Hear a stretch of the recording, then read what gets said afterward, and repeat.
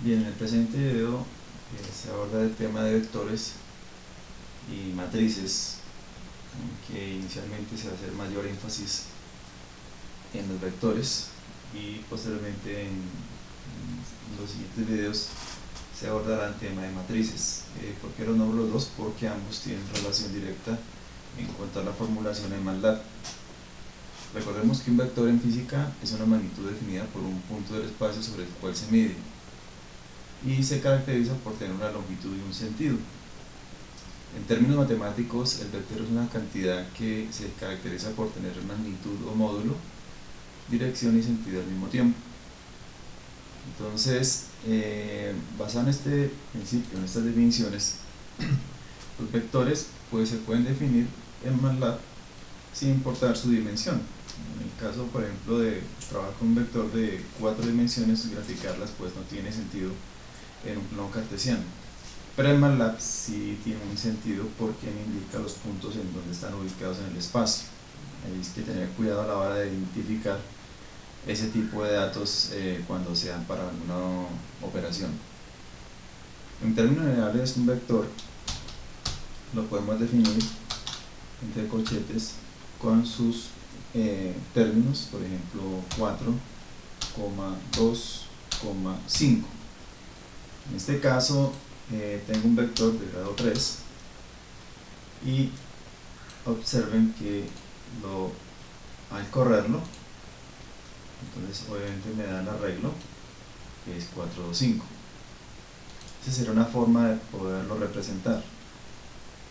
Otra manera sería la siguiente: 4, 2, 5, o sea, sin la coma.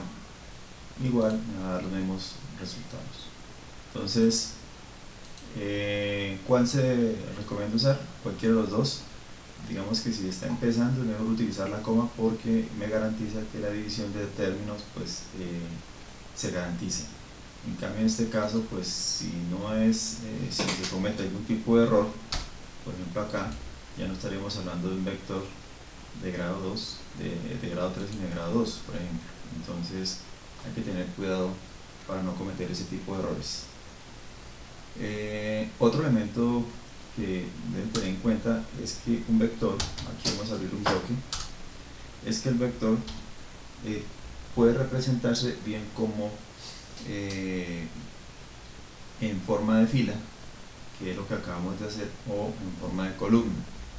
Si yo quiero representar un vector en forma de columna, entonces lo que voy a hacer es lo siguiente: voy a copiar este vector, entonces tal como está ahí, obviamente me va a generar un vector fila, pero puedo hacer lo siguiente: punto y coma, punto y coma.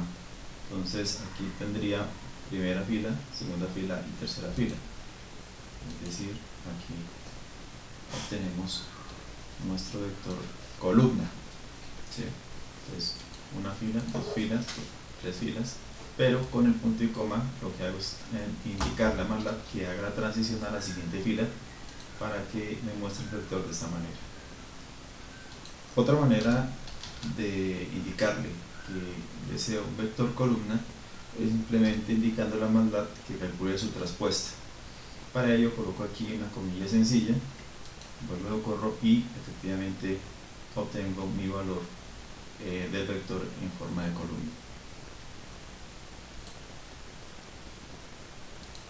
Se debe contemplar que la representación de un vector pues tiene diferentes connotaciones. Por ejemplo, si yo tengo un vector de esta manera, 1, 2, 3, 4, 5, 6, 7, 8, 9, 10 en forma consecutiva, pues obviamente esta sería la forma normal que uno haría.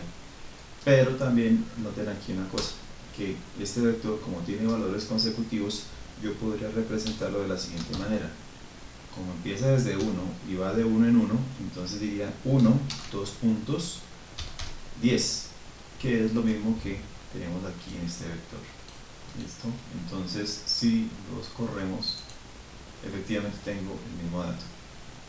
Entonces es importante tener en cuenta que cuando los vectores me dan en forma consecutiva, pues lo más recomendable es expresarlos de esta manera. Ahora, puede ocurrir que en algún ejercicio indiquen que se da el vector, pero que se exige que se divida ese vector en partes iguales. Entonces, en este caso, al dividir un vector en partes iguales, la notación para ello es la siguiente. Entonces, supongamos que sea el vector un intervalo de 1 a 10, ¿sí?, con particiones de 0.1. Entonces, en este caso lo que debo hacer es declarar mi vector 1, 2 puntos, coloco las particiones que me están indicando y el intervalo superior, y aquí tenemos las respuestas. Entonces, obviamente son más datos porque estoy dividiendo todo el intervalo entre 1 y 10 entre 0.1 cada vez. Entonces el número de datos es bastante extenso. Existe otro caso en el cual el uso de los intervalos pues es importante, y es el siguiente. Cuando me indica que me dan un intervalo, si vamos a tomar este mismo ejemplo, un intervalo de 1 a 10 con 80 puntos.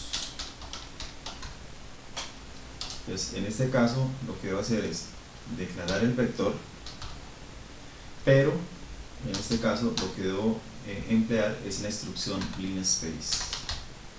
¿Qué hace la instrucción linspace? Entonces lo que hace es que toma el intervalo, ¿sí?, toma el intervalo entre 1 y 10 y se le indica que tome 80 puntos equidistantes entre este intervalo. Entonces la diferencia está que con respecto a la partición es que aquí tengo el mismo intervalo y le estoy diciendo al sistema que haga divisiones consecutivas de 0.1 en todo este intervalo, y aquí le estoy indicando en MATLAB que tome el intervalo entre 1 y 10, de ese intervalo tome 80 puntos.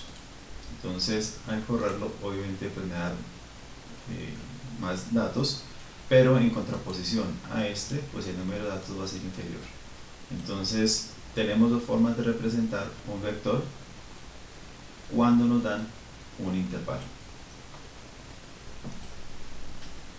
Bien, en cuanto a las operaciones de vectores, lo que se puede decir en términos generales es que en MATLAB se pueden aplicar todas las operaciones vectoriales que se han visto en el álgebra lineal.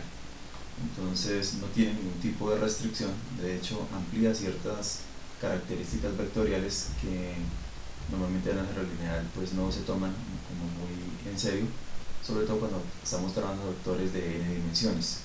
Entonces aquí en este caso pues sí puedo trabajar vectores n dimensionales sin ningún tipo de restricción, obviamente pues donde las operaciones pues deben tener cierta coherencia en términos matemáticos. Entonces en términos generales, para resumir, podemos decir que las operaciones de vectores, pues yo puedo multiplicar un escalar por un vector. Entonces por ejemplo a igual a 5 punto y coma, b que sea un vector de 1, menos 5 y 6 punto y coma. Recordemos que voy a cerrar aquí el proceso porque no necesito que me bote los datos acá, sino necesito la respuesta. Entonces la salida será igual a ¿quién? A por b, por v, perdón, y efectivamente tengo la operación. Entonces es un elemento que es importante. Puedo efectuar la suma resta de vectores, sumar un vector con una constante, elevar un vector a una potencia, multiplicar vectores. Esta multiplicación de vectores puede ser punto a punto o multiplicar el vector fila por el vector columna, ¿sí? Obviamente hay que especificar el mandato para que haga este tipo de operaciones. División entre vectores, esto elemento a elemento, calcular el producto punto de un vector y producto cruz entre los vectores. Entonces En general pues podemos hacer bastantes operaciones en términos matemáticos y también en términos físicos. Eso es todo en este video, gracias.